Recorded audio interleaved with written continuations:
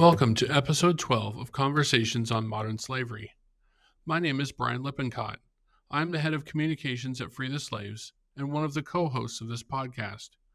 Conversations on Modern Slavery is a production of Free the Slaves, exploring the complexity of modern slavery across the world, looking at its drivers, its manifestations, and its consequences.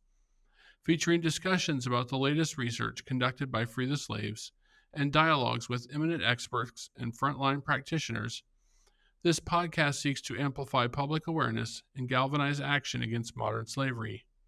Providing insights into the root causes, disclosing narratives, and pioneering solutions, Conversations on Modern Slavery is a must listen for everyone passionate about eradicating modern slavery. Episode 12 features a panel discussion from the recent Asia Regional Freedom from Slavery Forum, which was held from August 6 to August 8. Today we are featuring the panel discussion on promoting responsible behavior in global supply chains and amplifying worker voices. I had the privilege of moderating this important panel, and I was joined by Yogita Bajracharya from the Nepal National Business Initiative, Jen Green from Labor Solutions, and Matt Friedman from the Mekong Club. So without further delay, let's get into this episode.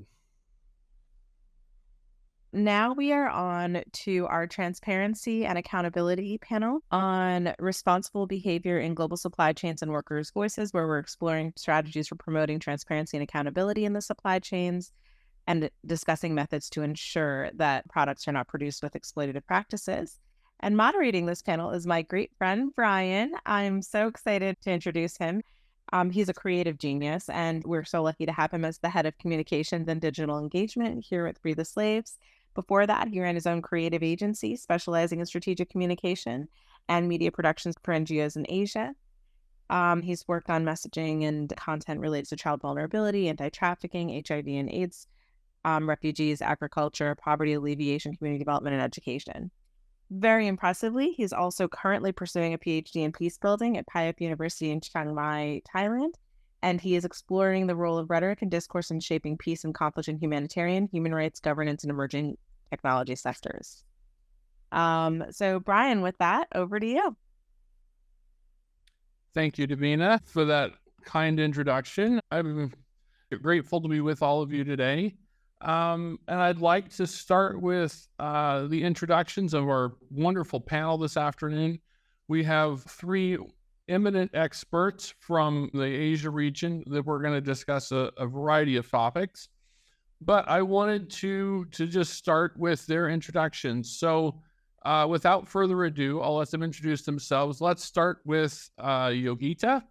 You have 5 minutes to introduce yourself. Please take the floor. Hello, everyone. So I'm Yogita Bajracharya. I work in national business initiatives, and it's been almost 10 years that I've been working in private sector engagement.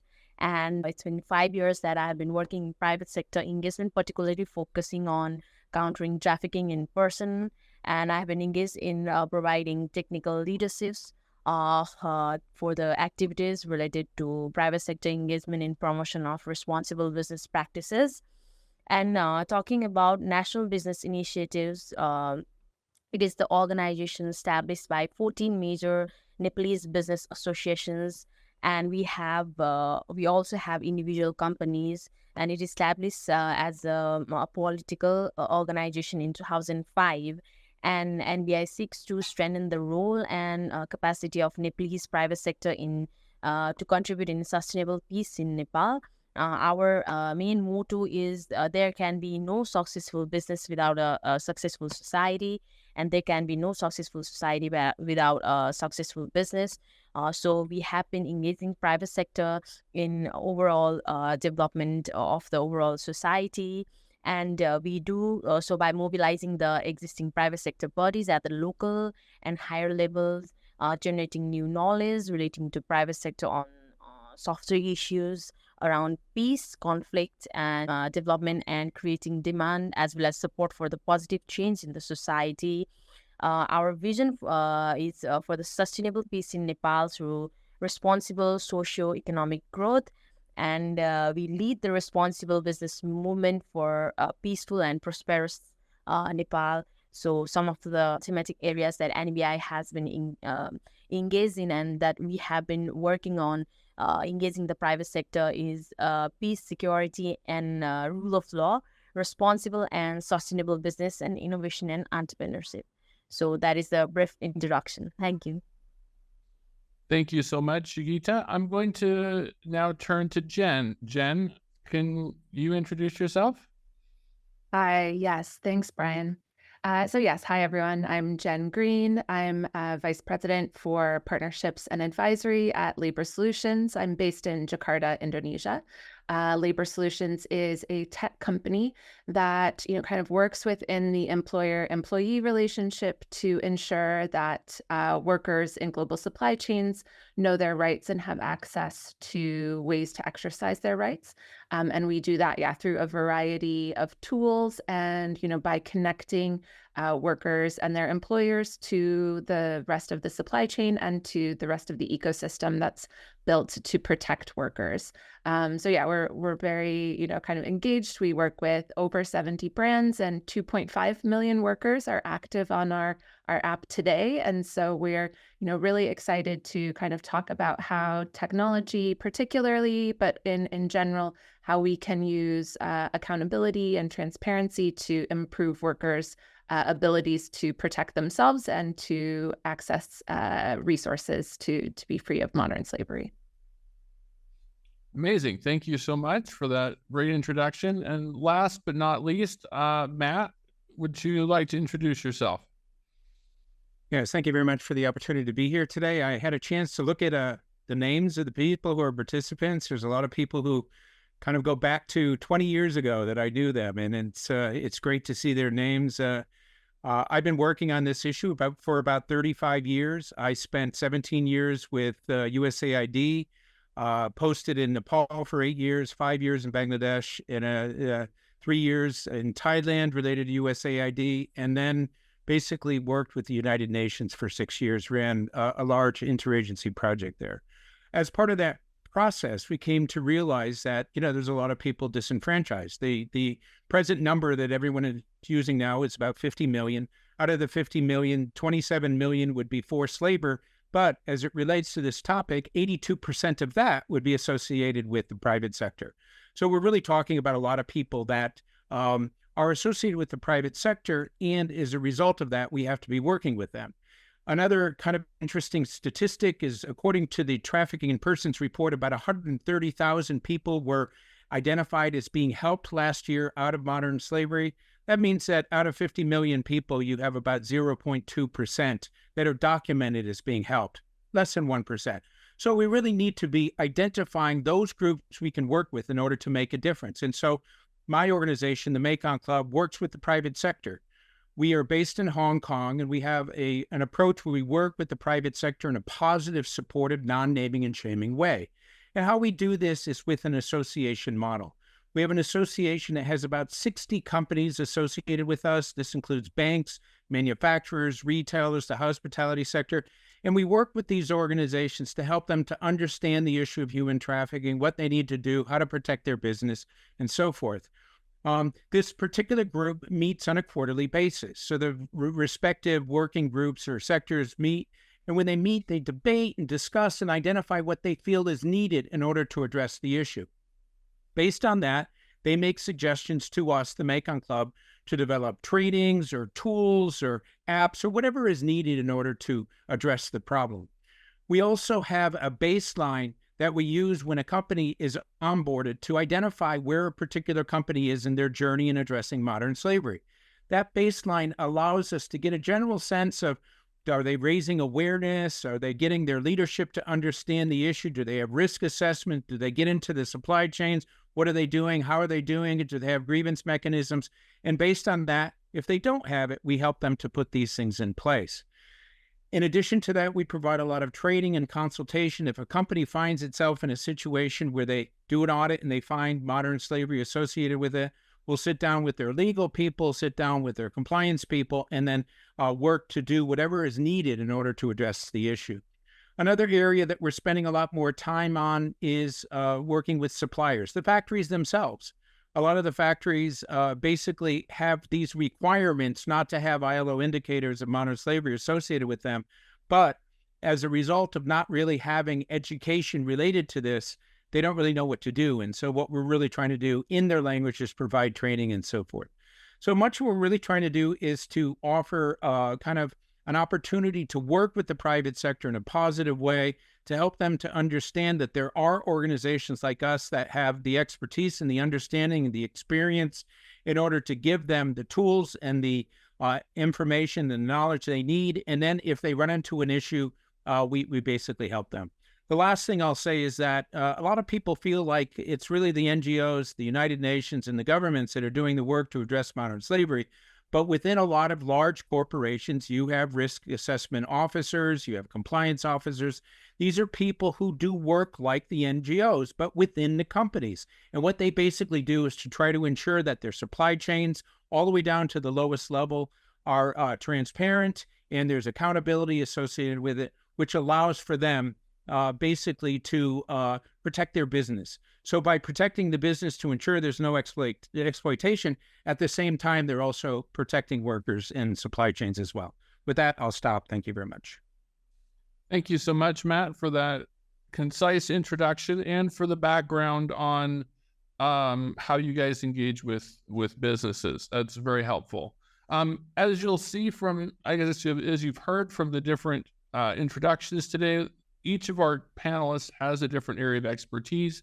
And so I've kind of narrowed our topics down into 3 ideas: inclusion of workers, the challenges that businesses face, and then how do we advocate for transparency in supply chains in constructive ways. So I have questions that I've sent to the panelists ahead of time, but we're going to try and work through these as fast as we can and see how much ground we can cover in the next 25 minutes. So I'm going to go back and start with Yogita. My first question for you is, given your experience leading a network of businesses, I'm wondering if you can share with us how business networks like yours and other similar organizations like the Chamber of Commerce can promote and enforce transparency and accountability regarding exploitive labor practices among their members. Additionally, how can civil society provide support for these organizations and networks as they work on these initiatives? Okay, Bryon, according to our experience, these organizations play a lead role in promoting and enforcing transparency and accountability regarding exploitative labor practices among their members. There are several ways in which business associations like Chamber of Commerce and other business associations can support, like they can facilitate collective actions where companies join forces to behave ethically and responsibly, which is possible by these kind of organizations. And they represent, these organizations represent the interest of the businesses and provide a platform for the discussion of the relevant issues. And not only that, but when the relevant issues are discussed there, they can also provide the solution, like how they can engage in eradicating these kind of modern slavery in the overall supply chain and promote responsible business practices. And in many cases, we can see that most of the companies are motivated when to take the certain actions like ending modern slavery when their competitors are doing so. So in that case, these kind of associations are very effective, and they have indeed played an important role in setting integrity and responsible business standards, mainly through the adoption of the Code of Conducts. And we, NBI, also have developed this business code of conduct concepts, and more than 100 businesses have adopted it, and which includes the Code of Conducts related to labor management, consumer rights, and taxation and all. So these code of conducts plays an important role in it. And also, as shared earlier, these associations provides the training facilities related to how these code of conducts can be applied to their organizations.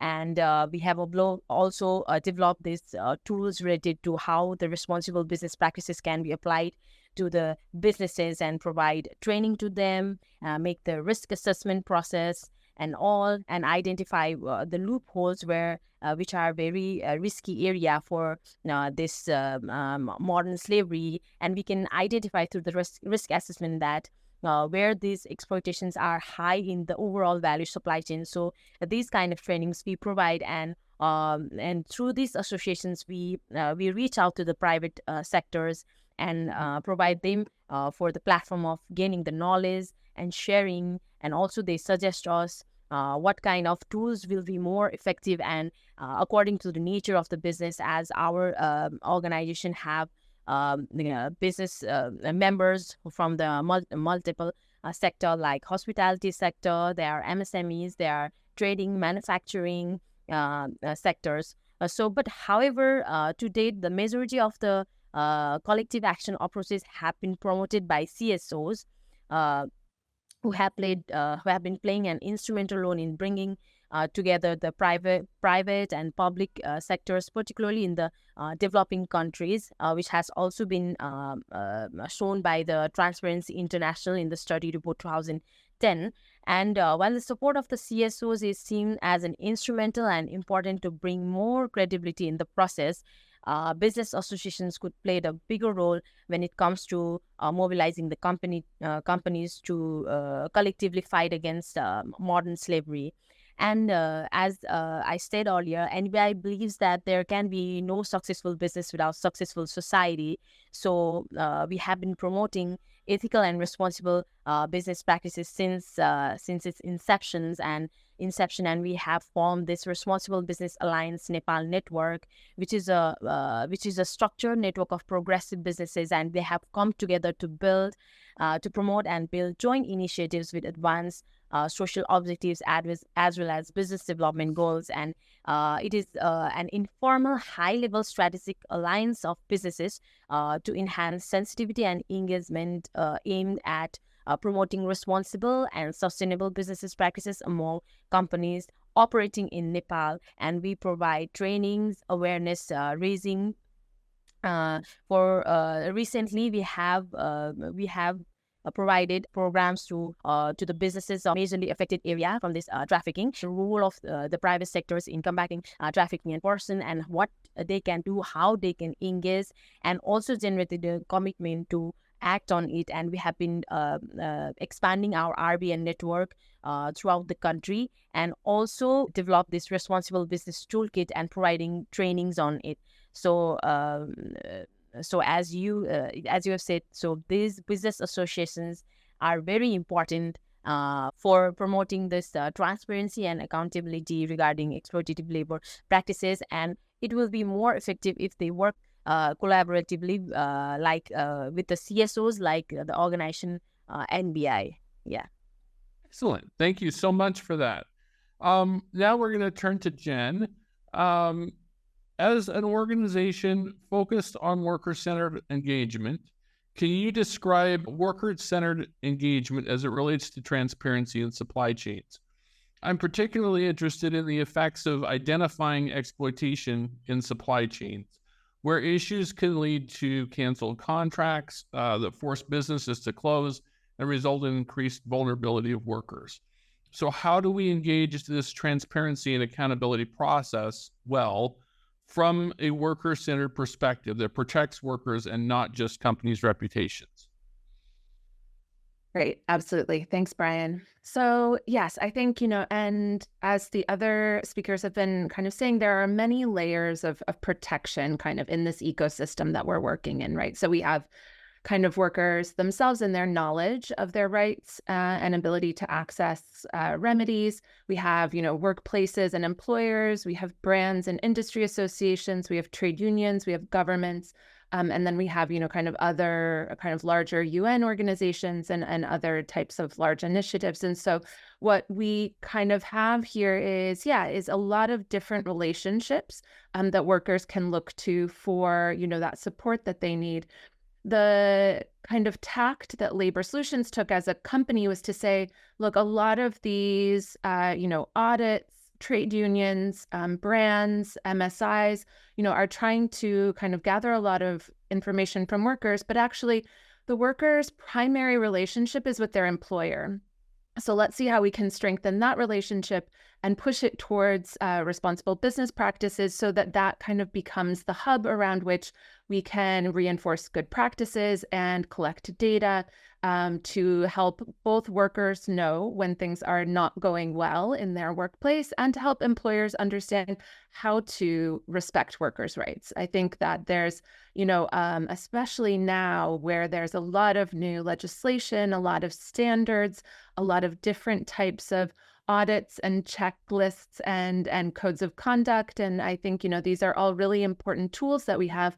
But I think that, the tenor of the market is really, one of a lot of chasing kind of these new standards and not, kind of sitting back and saying, okay, how do we build something sustainable that will ensure that workers are protected?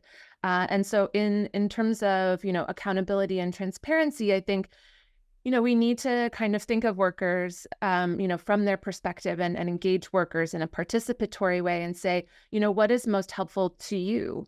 And I think what's most helpful to workers is understanding their rights and what their rights should look like in a workplace, how that, practically manifests itself. Do workers have a copy of their contract? Do they understand how their pay is calculated? Do they know kind of where their debts are coming from? If they have debts related to kind of gaining employment, do they know who those debts are owed to and why?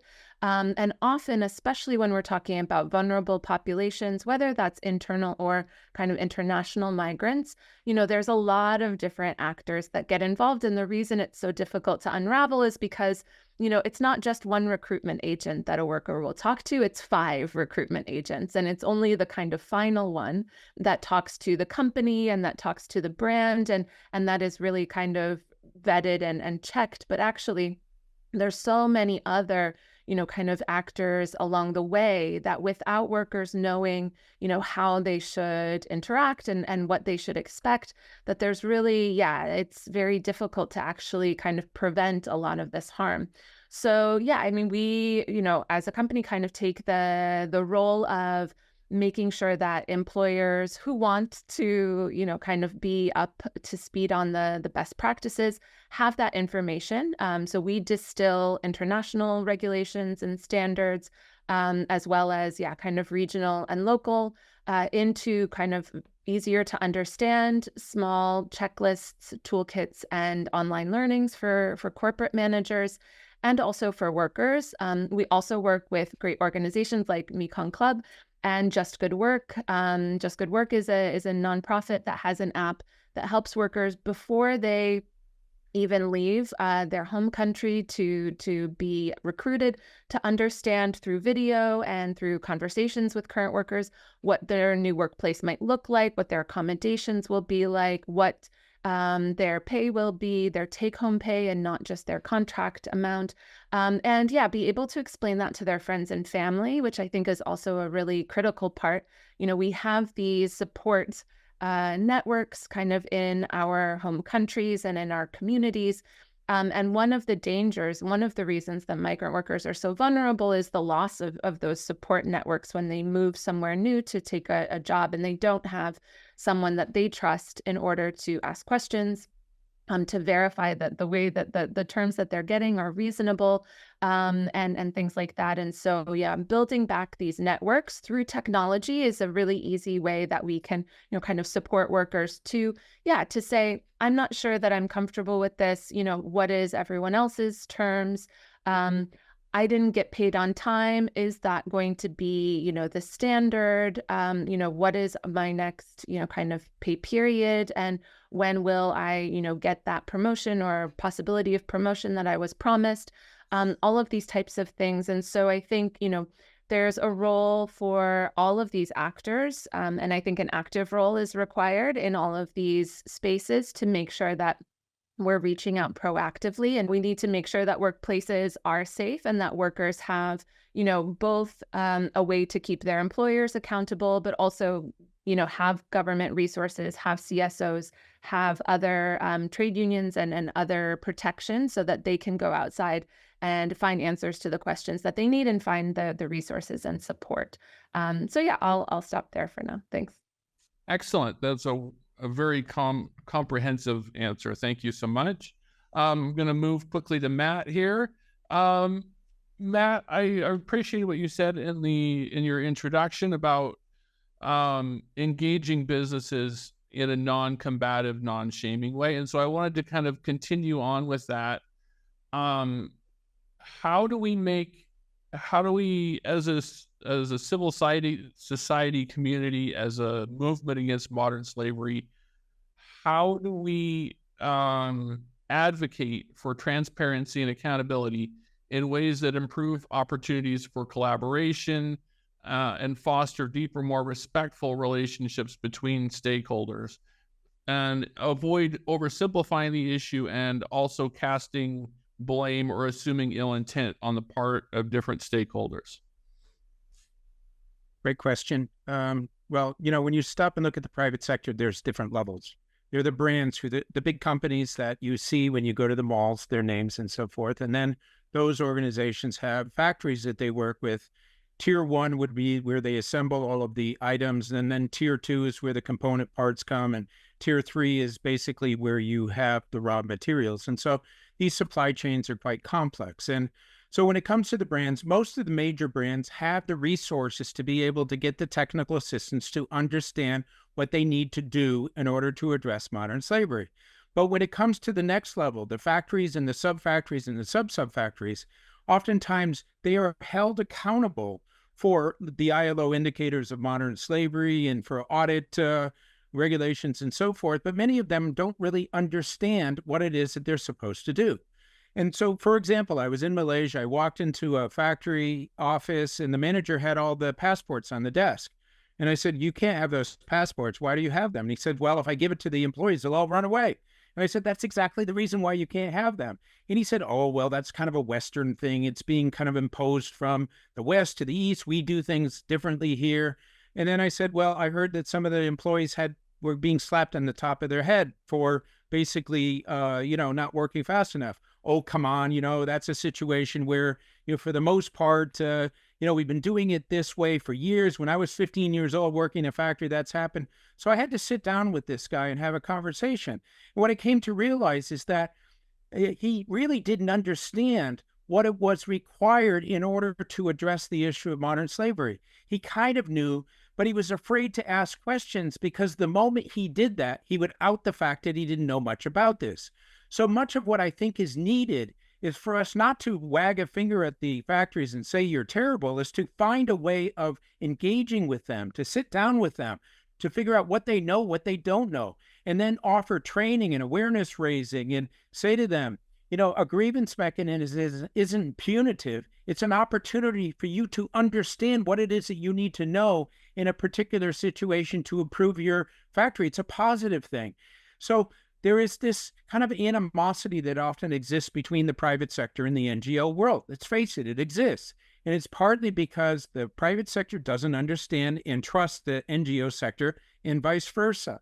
And the reason for that is that there's a fair amount of naming and shaming of companies. Now, to a certain extent, when a company is complicit with things that are bad and they're doing the wrong thing, they need to be called out. So naming shaming has a place. But if you don't have organizations that can work with the private sector, that has a trusting relationship with the private sector, you can't have that relationship. And if you think that you're going to wag your finger and say something about the private sector and then go to them and say, "We would like to help you," it'll never happen. So in our world, the Mekong Club, we work on the positive side.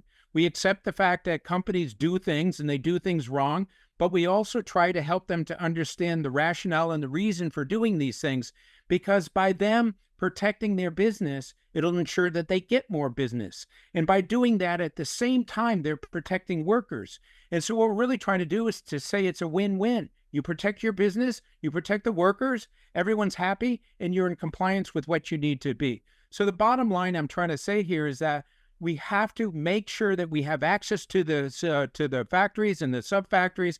We have to try to develop a sense of trust. And by that, we would be able to retool them, educate them, and make them better able to understand what they need to do to be in compliance with the organizations they work with.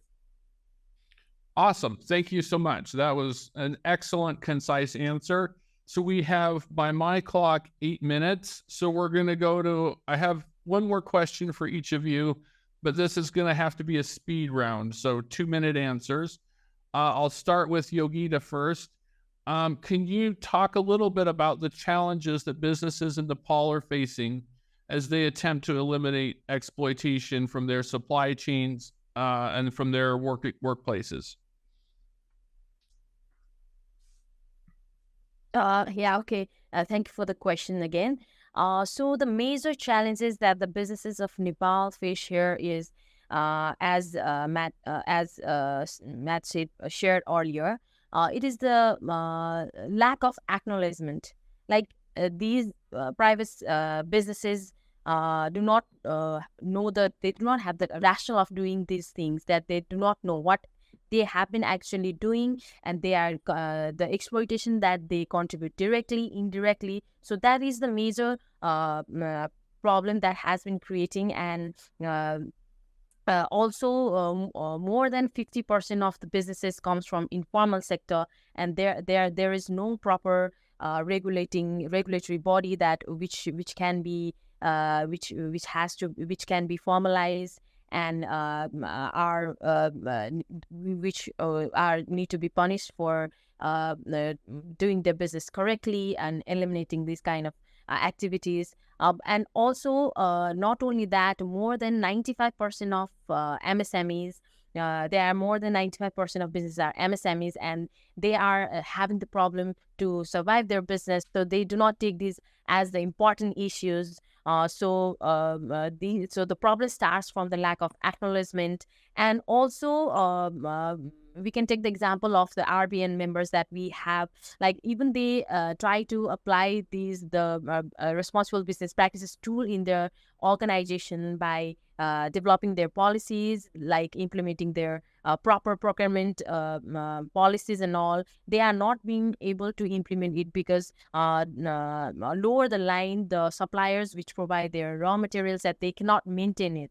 So these are the problem that the businesses in Nepal are facing. Thank you so much. Okay, over to Jen. We've got 5 minutes left. Jen, how can we include, with survivor engagement being a significant portion of the movement narrative that's happening right now, how can we include workers at risk and exploited workers in transparency and accountability efforts? Thanks. Yes. So I think, first of all, I think we need to make sure that we're listening to workers. There's, I think, a lot of movement towards big data and, kind of AI and these things to kind of predict and prevent. And I think that that has a place. But I think we also need workers to actually speak for themselves when talking about their workplaces and their experience. So I think that's critical. 2 is, I think, that we have to involve workers in remedy and prevention. They know kind of their situation and the pitfalls and challenges that they face in, kind of finding decent work and having those protections that they need. And so, absolutely, rights holders, as well as other, kind of organizations, need to be involved in prevention and remedy. And I think technology is a great tool here for making sure that these processes are trauma informed, right? Because revisiting traumatic experiences, not being anonymous, types of things can be really, really make it really, really difficult for survivors and people who have experienced forced labor to share their experiences. And so with technology, we can have ways where, people who have been impacted by forced labor, can share their experiences and contribute better processes and better protections for workers, without kind of re-traumatizing themselves. So that's it. I think education, involvement of workers, and prevention and remedy. That's it from me. Excellent. Thank you so much, Jen. Matt, final question here. maybe a bit of a sensitive one, but given your depth of experience over the last 35 years, I thought it would be appropriate for you. We talk a lot about supply chains in big businesses. We're moving towards supply chain issues in small and medium enterprises. But as NGOs, as CSOs, we also have supply chains. Social enterprises have supply chains that fall well below the radar of a lot of these regulations. How should we look at our own obligations regarding supply chain transparency? We have to walk the talk. There are some rather large NGOs that are addressing this issue, and I've approached them and had a conversation and said, you guys keep saying this is what needs to be done. How many items do you procure yourself? 300. How many of those items are big enough for you to feel like you need to ensure that, in fact, you're in compliance yourself? And most NGOs don't have a response to that because they don't feel it's an obligation. But at the end of the day, what we're really facing in this kind of movement within trying to ensure that there's no exploitation in supply chains is that everybody, the brands, the suppliers, the sub-suppliers, the NGOs, the United Nations, the governments, all look at their own supply chains and do the same thing. It's not just about the private sector. So if you're a large organization and you're out there and doing the good work of helping to raise human rights and human trafficking prevention and so forth, but you're not walking the talk, if you're not looking at your own supply chains, then you yourself are not you're being almost disingenuous when it comes to this topic. What you can do is to identify what suppliers you have, identify which of them are large enough that you feel like you need to have some type of an intervention. And for the ones that are in risky locations that perhaps are selling things that could be tainted, maybe you need to do an audit. Maybe you need to call them up and have a conversation. Maybe you need to have some type of a survey. But what you really need to do as part of this process is to hold yourself accountable to the same things that you're expecting other organizations to do. And by doing that, you're demonstrating that you're modeling what your recommendations are. And that's a good thing for us to be doing. Excellent. Thank you for that. I was hoping that you would address it well, and that was a fantastic response. Again, thank you so much for each of you for your contributions. I really appreciate you guys sharing your wisdom with us.